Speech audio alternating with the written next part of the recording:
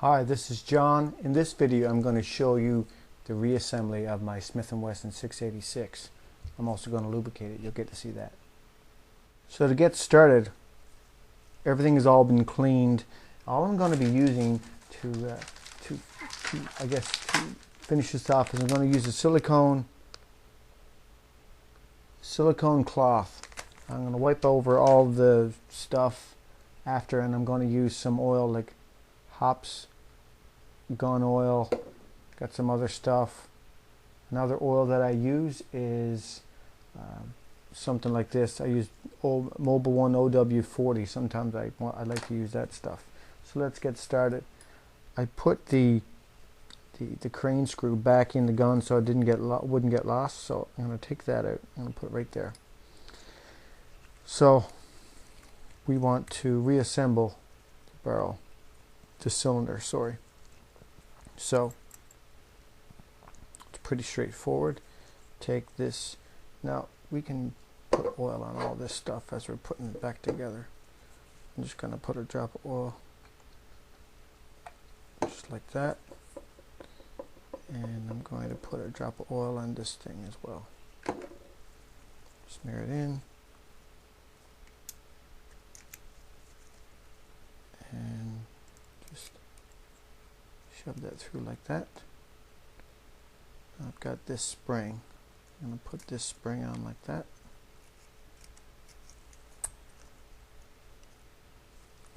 Now I'm going to take this and put that on like that.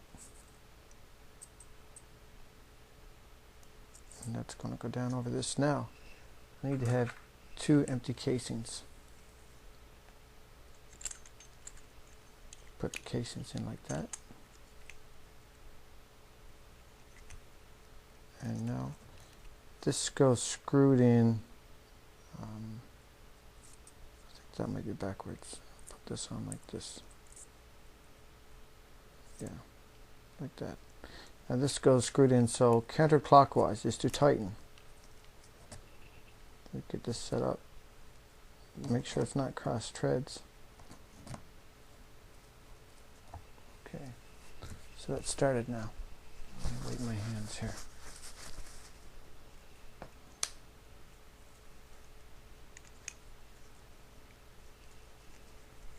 Give this a few spins until it's hand tight. So I'm going counterclockwise to tighten. Okay. So that's tightened, but now I want to make that more tight. I would pinch this in a bench vise between two pieces of wood normally, and then I would just turn the cylinder by hand. But since I'm in front of this camera, what I'm going to do is I'm just going to put a clothespin like that. I'm just going to put the pliers on, and now I'm going to turn this counterclockwise to tighten. Now, that's the sound of the clothespin. That's okay. You don't want to damage the metal. Also, you want to make sure you don't bend the ejector rod, because if you bend the ejector rod, then you're going to fuck up the gun. Just try to make everything, and this doesn't have to be too tight, but you want it to be tight enough that the thing is not going to back out and become loose by itself. Okay, I got some wood in there, that's nothing. But that's it. Now this is ready to go back in the gun. So now what you could do, you could put some oil on this thing.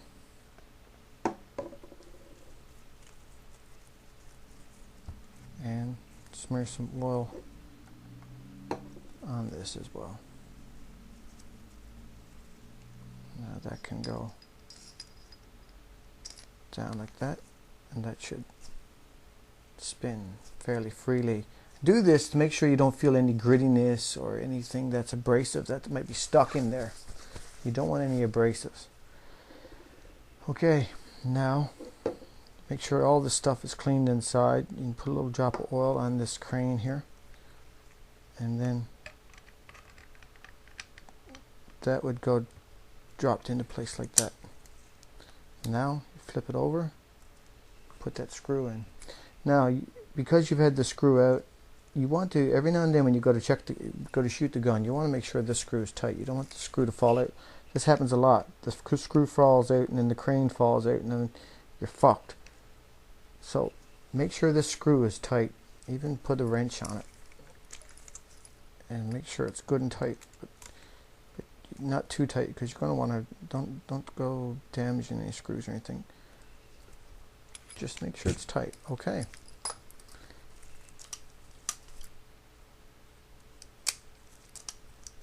Also too, if this ejector rod were to come loose because you didn't tighten it enough with the clothespins, what happens is the rod can unscrew and becomes longer and it binds, and then it will actually, what will happen is it'll get hung up on this notch in here, the spring-loaded notch, and then the cylinder, you won't be able to eject it. And that's why you want to make sure that that ejector rod is good and tight, because otherwise you could jam up the gun and not be able to open the cylinder otherwise. Okay, time to put on the grip. So I got the screw and I put the screw back in its hole, just so I wouldn't lose it. But the grip goes on straight forward. There's a groove here, and goes in like that. That's it. And that screw goes tight.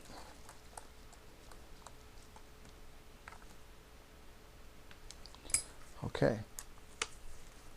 So now what you can do is, typically I put a drop of oil right here on this hinge.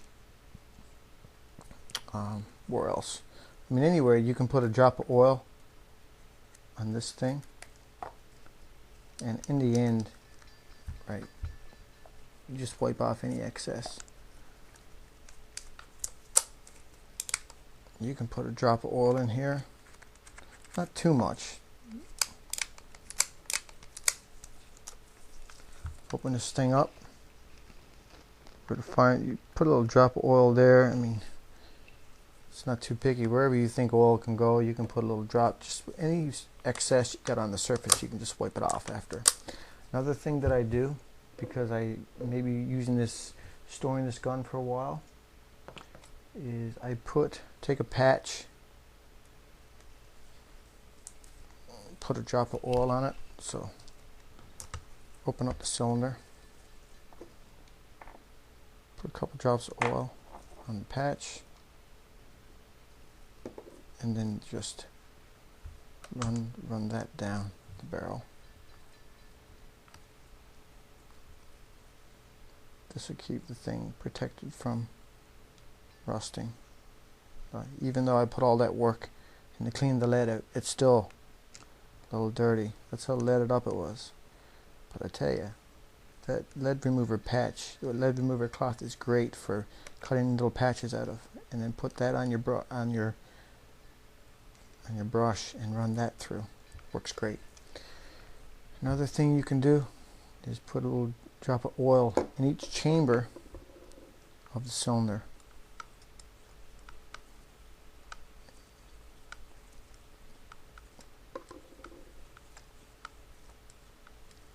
This is just to help prevent the thing from rusting. And then you want to take your silicone cloth, and this will also protect everything from rusting. Wipe over the cylinder, wiping around here. Probably should have done this before I put the rubber grip on, but anyways, it's getting done now. Just wipe the gun over like that.